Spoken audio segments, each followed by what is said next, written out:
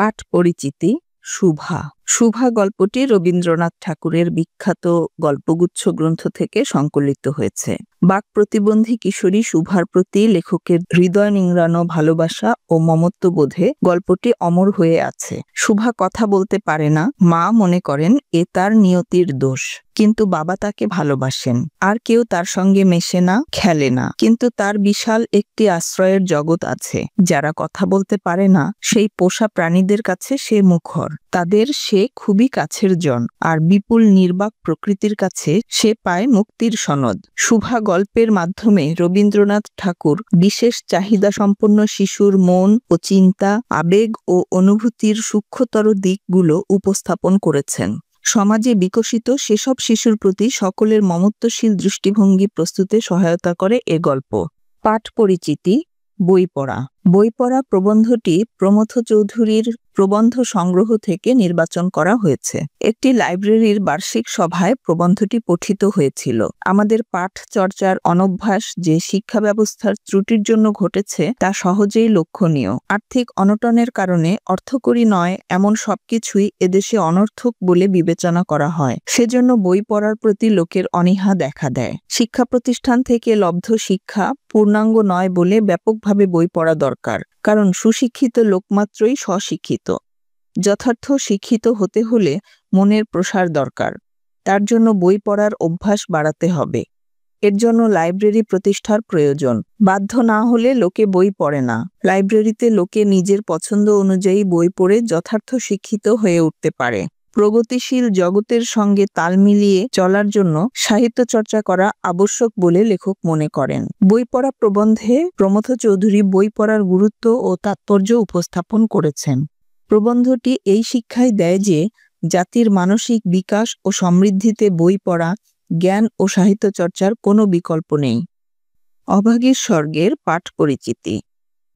সুকুমার সেন সম্পাদিত শরৎ সাহিত্য সমগ্র গ্রন্থের প্রথম খণ্ড থেকে অভাগী স্বর্গ নামক গল্পটি সংকলন করা হয়েছে। গরিব দুঃখী নিচু শ্রেণীর ছেলে কাঙালি, তার মা অভাগী। প্রতিবেশী উঁচু জাতের বাড়ির গৃহকর্ত্রীর মৃত্যুর পর সৎকারের দৃশ্য দেখে অভাগীর ভেতরকার ভাবানুভূতি প্রকাশের মাধ্যমে শুরু হয় এ গল্প।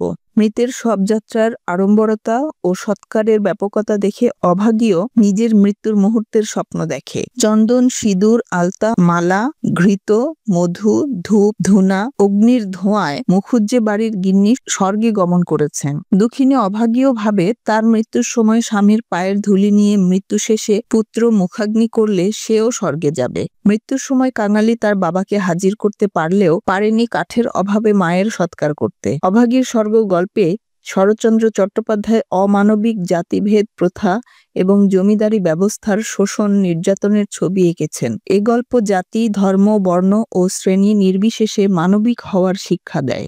পাঠ পরিচিতি। বাংলা একাডেমি থেকে প্রকাশিত বাংলাদেশের উৎসব নববর্ষ নামক গ্রন্থ থেকে রচনাটি সংকলিত হয়েছে। গ্রন্থটি সম্পাদনা করেছেন মোবারক হোসেন। বাংলা নববর্ষ পয়লা বৈশাখ বাঙালির সর্বশ্রেষ্ঠ সাংস্কৃতিক উৎসব। কৃষি নির্ভর এদেশে ফসল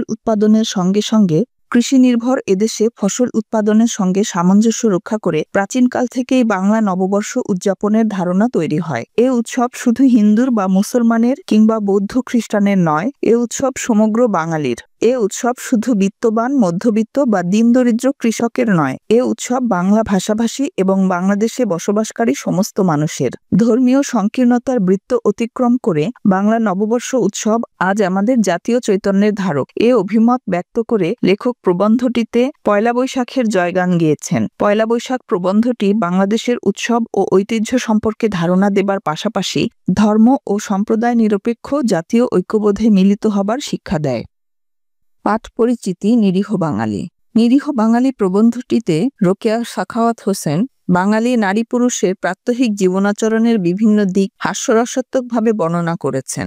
বাঙালি পুরুষগণের অলসপ্রিয়তা, শারীরিক পরিশ্রমে অনীহা, বাগাড়ম্বর আচরণ সম্পর্কে আলোচনা যেমন হয়েছে, তেমনি নারীদের অহেতুক রূপচর্চা, পরচর্চা এবং নিজেদের অবলা প্রমাণ করার সর্বাত্মক প্রচেষ্টার প্রতি আলোচনাও রয়েছে। প্রকৃতপক্ষে ব্যঙ্গাত্মক এ প্রবন্ধের মাধ্যমে রোকেয়া সাখাওয়াত হোসেন বাঙালি পুরুষ ও নারীকে সত্যিকার সামাজিক, পারিবারিক ও জাতীয় কাজে প্রণোদিত করতে চেয়েছেন। প্রবন্ধটি আমাদের ইতিবাচক ও গুরুত্বপূর্ণ কাজের প্রতি মনোযোগী হবার শিক্ষা দেয়। পল্লী সাহিত্য পাঠ পরিচিতি। 1938 খ্রিস্টাব্দে কিশোরগঞ্জ জেলায় পূর্ব ময়মনসিংহ সাহিত্য সম্মিলনীর একাদশ অধিবেশনে ডক্টর মোহাম্মদ শহীদুল্লাহ সভাপতিত্ব করেন। এ সম্মেলনে সভাপতি হিসেবে তিনি যে অভিভাষণ দেন তারই পুনর্লিখিত রূপ এই পল্লী সাহিত্য প্রবন্ধটি। আলোচ্য প্রবন্ধে ডক্টর মোহাম্মদ শহীদুল্লাহ বাংলার পল্লী সাহিত্যের বিশেষ কয়েকটি দিক সম্পর্কে আলোচনা করেছেন। লেখক এই প্রসঙ্গে বলেছেন যে একদিন এক বিরাট পল্লী সাহিত্য বাংলাদেশে ছিল। আজ উপযুক্ত গবেষক এবং আগ্রহী সাহিত্যিকদের উদ্যোগ ও চেষ্টায় সেই সম্পদগুলো সংগ্রহ করা নিতান্ত প্রয়োজন। বাংলাদেশের লোকসংস্কৃতির সংরক্ষণ এবং প্রসারের জন্য পল্লী সাহিত্যের বিচিত্র সম্পদ বিশেষ যত্নের সঙ্গে আহরণ করা একান্ত আবশ্যক। প্রবন্ধটি আবহমান কালের বাংলাদেশ লোকসাহিত্য ও সংস্কৃতির প্রতি সকলকে সচেতন হতে উৎসাহিত করে। আমাটি ভেপু গল্পের পাঠ পরিচিতি।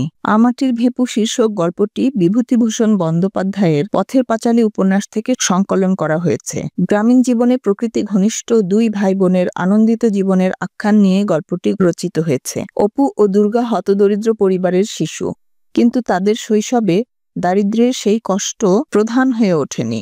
গ্রামীণ ফলফলাদি খাওয়ার আনন্দ এবং বিচিত্র বিষয় নিয়ে তাদের বিস্ময় ও কৌতূহল গল্পটিকে মানুষের চিরায়ত শৈশবকেই যেন স্মরণ করিয়ে দেয়। এই গল্পে সর্বজয়া পল্লী মায়ের শাশ্বত চরিত্র হয়ে উঠেছে। গল্পটিতে শিশুর আনন্দপূর্ণ শৈশব এবং প্রকৃতির সম্পর্ক দেখিয়েছেন বিভূতিভূষণ বন্দ্যোপাধ্যায়। এ গল্প শিশু কিশোরকে প্রকৃতিমুখী হওয়ার প্রেরণা যোগায়। মানুষ মোহাম্মদ পাঠ পরিচিতি।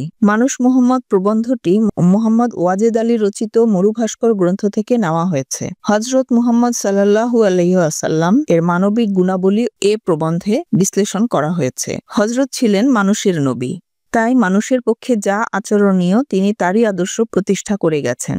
তিনি বিপুল ঐশ্বর্য, ক্ষমতা ও মানুষের অগাধ ভালোবাসা ও শ্রদ্ধার মধ্য থেকেই একজন সাধারণ মানুষের মতো জীবনযাপন করে গেছেন। ক্ষমতা ও মহত্ব, প্রেম ও দয়া তার অজস্র চারিত্রিক গুণের মধ্যে প্রধান। তার সারা জীবন মানবজাতির কল্যাণের জন্য নিয়োজিত ছিল।